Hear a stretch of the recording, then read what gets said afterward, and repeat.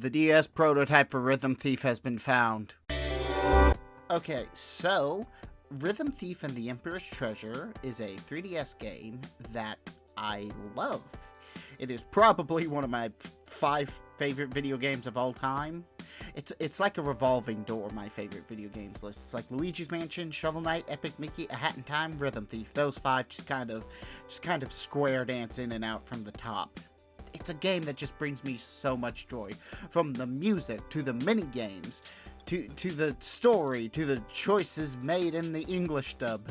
It's a game I've loved since I first played it back in 2015, and it's a game that I'm hoping I still love a decade from now. It's inspired me to actually write, and it was based on Lupin III, a franchise I found a few years back and that I love to death, and the music is performed live, it's live instruments, holy lord, oh my god, this game's amazing! Okay, but this game didn't actually start as a 3DS game. It started as a DS game. And to my knowledge, we don't really have any info onto why the game moved to 3DS, mainly because the game didn't exactly sell well, so now all we get is the director saying that he'd really like to make more. So all we've had is like 4 screenshots. But now, the Video Game Preservation Foundation managed to track down a collector who has like a bunch of development DSs that were mostly owned by Sega. Honestly, I'm expecting most people who see this to basically go, oh wow, we found the E3 version of Sonic Colors. Oh my god, now we can see how Planet Coaster sounded. But this is the holy grail for the Rhythm Thief community. This is the thing we've never seen. This is the thing we thought we were never going to see. God is real and he is smiling upon us this day. They do have a fundraiser going, so go donate to that. They actually already reached their goal, but hey, more money means they're able to get the rest of the carts, so that's cool too. I may just be here for the Rhythm Thief, but this is very worthwhile. So for the moment, that's all we got. The prototype has been found, and the Video Game Preservation Museum will be picking it up Friday. If you were just here because of that, to see an update on the ROM, congratulations. That's done. Feel free to subscribe to keep in the loop. I stole that from someone. Feel free to subscribe to stay in the know about what's going on with this. Then see you next time. But while we have some time here, why don't we sit down and look at the differences between the final game and the beta from the few screenshots and the title screen that we have. No, this isn't just dialogue I'm recording at the last minute because all my footage that I was going to use for a long-winded description about the game just I don't like editing videos. Why do I do this to myself?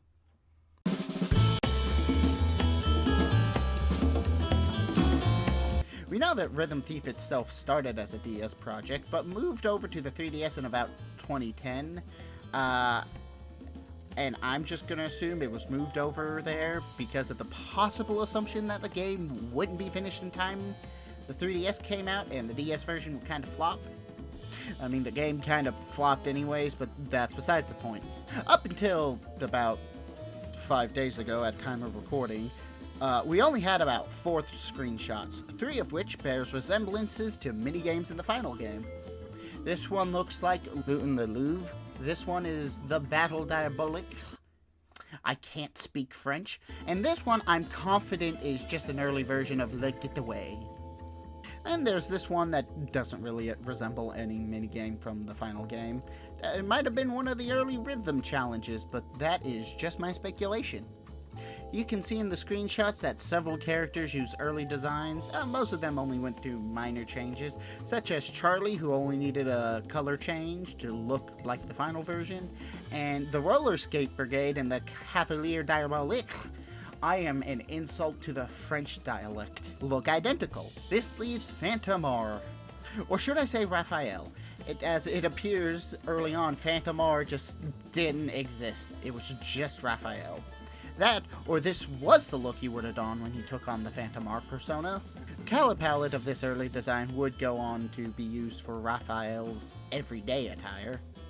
There's also fondue. Yes, even this early on, Phantomar's trusty companion was in this game. In this build, he gets some goggles as a disguise. Adorable.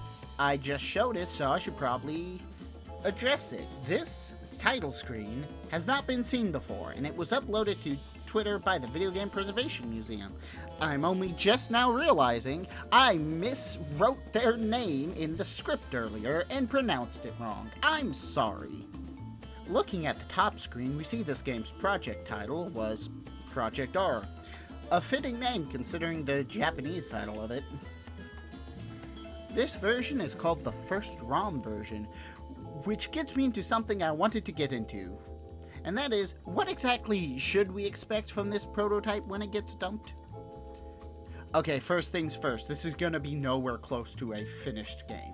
So don't expect anything like that out of it. One thing I dislike about a lot of searches for pre-release versions of games or anything is the assumption that it's gonna be basically just a completely finished thing. You know, like how people assume the Snyder Cut was a real thing, and then when Zack Snyder actually went, hey, we're making that, they had to spend like a movie-length budget just to reshoot things.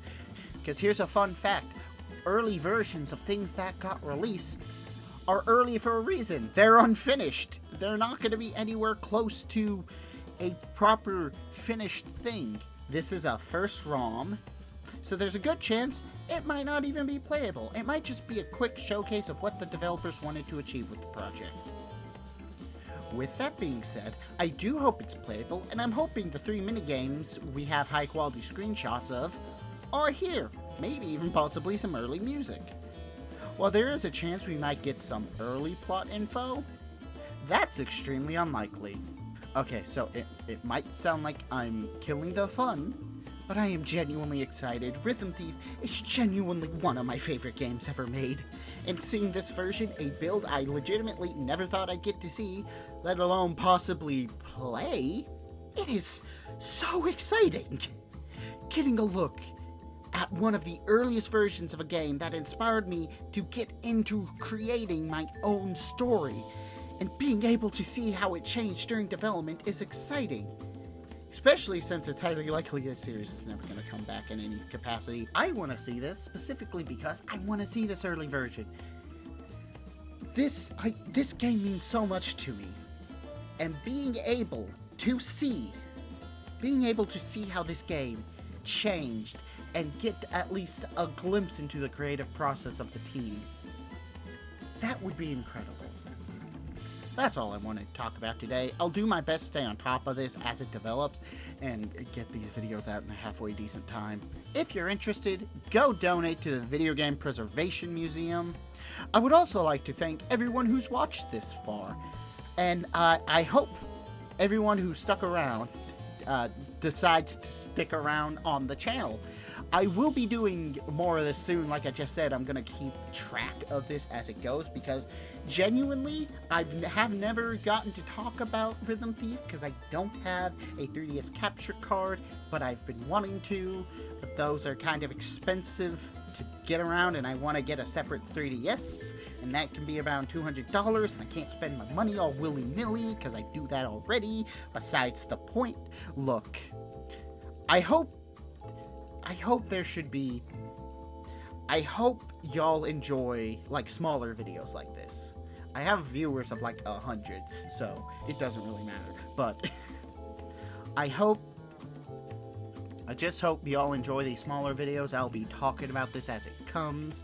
And hey, these smaller videos like this are easier for me to work on in between bigger ones, because I've got a lot of bigger ones. I've got about 3. God help me. Anyway, so small things like this keep me interested, especially since it's about something I'm really interested in. So yeah, enjoy, and I guess see y'all Friday. Bye.